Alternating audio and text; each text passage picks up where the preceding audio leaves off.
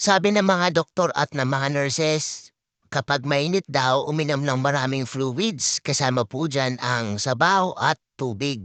Kaya ngayong araw magluluto tayo ng sabaw, tinolang manok.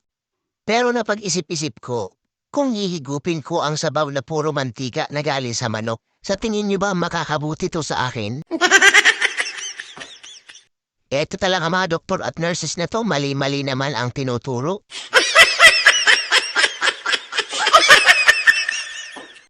So yan na nga mga kabukids, na-prepare na natin ang ating mga gagamiting ingredients. Halina po kayo, samahan nyo ako magluto.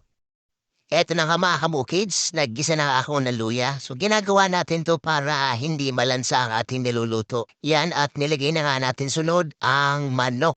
Hindi ko na nga na-videohan yung ibang steps dahil mahirap talagang nagluluto at ikaw din ang nagbi-video. Yan, so nakikita nyo ay halos nailagay na nga natin ang mga ingredients at yung gulay na sayote. At sunod naman nating ilalagay ang dahon ng sili. Napaka-nutritious po ng dahon na yan mga lodi.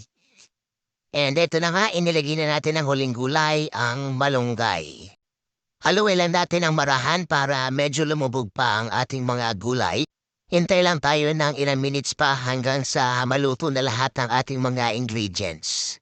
Malapit-lapit na tong maluto mga kabukids, makakahigop na tayo ng mantika, ng sabaw. At eto na nga mga kabukids, finally after 50 years naluto na rin. Maraming salamat po mga kabukids sa inyo pong panonood.